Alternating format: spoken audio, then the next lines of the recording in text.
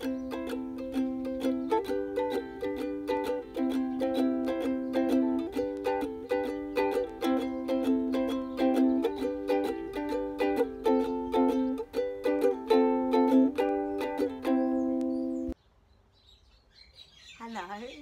and welcome to the garden patch. In this episode I'm going to be planting a new rose garden and I'm going to be planting some more bulbs. So come along and join me for this winter episode. This rose garden was prepared over 6 weeks ago. A mandarin tree was removed along with several succulents. Horse manure was dug in and left to rest. Manure can burn roots if too fresh, so I wanted it to rot down before planting the roses. My husband has been a great help, digging out plants, making holes and spreading soil. The roses I have planted are Alida, a starlet climbing rose, an unknown standard rose from my sister's garden, and 2 carpet roses, one red and the other white.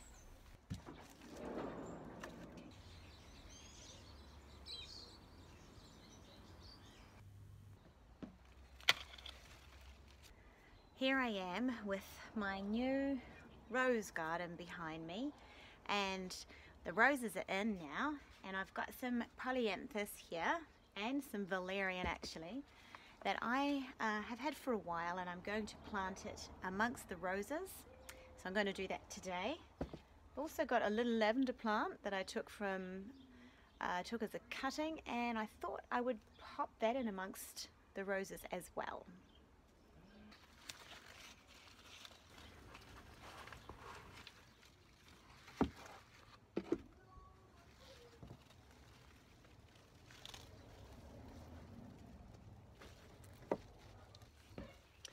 I've got about 3 plants here that I'm just going to split and put into the holes that I've just made. I'm just going to carefully tease these apart. They've been in the pot for a while. Just gently do that, and we'll put one in that hole. They've got a pretty purple flower. Just pop it in like this.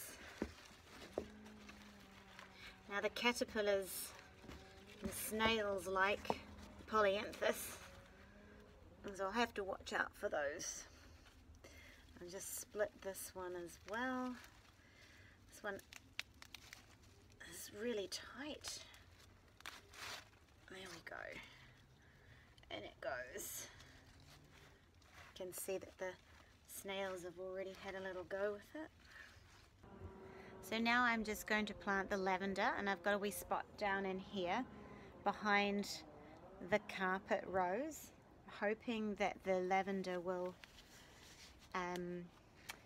grow in and amongst the rose and provide some colour and some different texture to look at in this garden. There we go. This garden gets quite dry in the summer and gets quite a lot of heat, which I think lavenders like, and should do quite well there. So yay, that's the rose garden with some extras in it.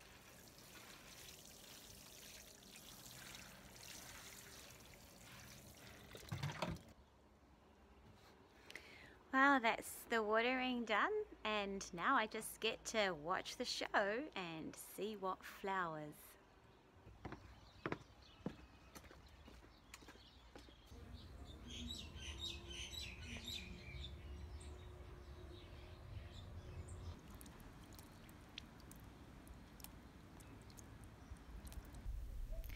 I'm using a shallow pot to plant ranunculus and anemones today. For drainage, I'm putting in old bits of broken concrete. I must admit I'm a fan of using bulb mix, so in it goes. Now I've soaked the ranunculus in tepid water, and this is supposed to help get them off to a good start. I'm putting them in claws down, quite close together, and hopefully they will support each other a little bit as they grow. It has been several years since I planted ranunculus, and I don't actually remember them doing so well, but I like them as a flower, so here I go again.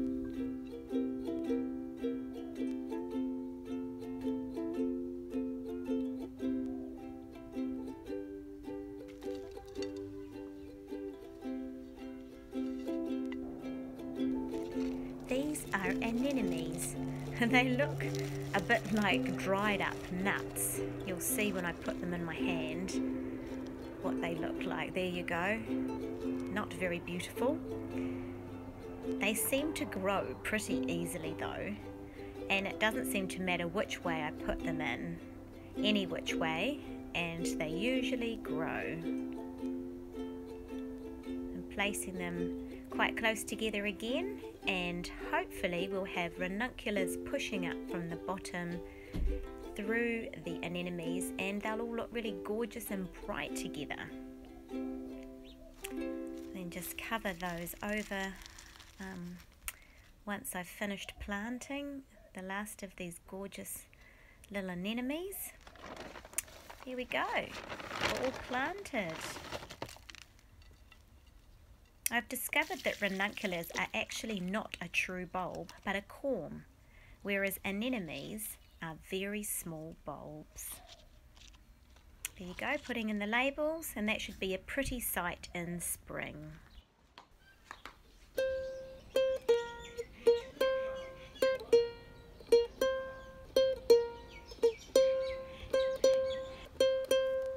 Even though it's winter, there are still plants that are flowering and giving beauty.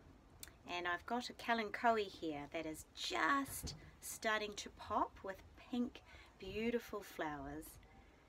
And throughout the garden actually, I have got other kalanchoe growing, and I'm looking forward to watching them bloom over the next month or two. Well, that's all for today. Join me next time as I go to Taupō and check out the natural bush there and a beautiful botanic garden. Until then, see you next time. Bye bye.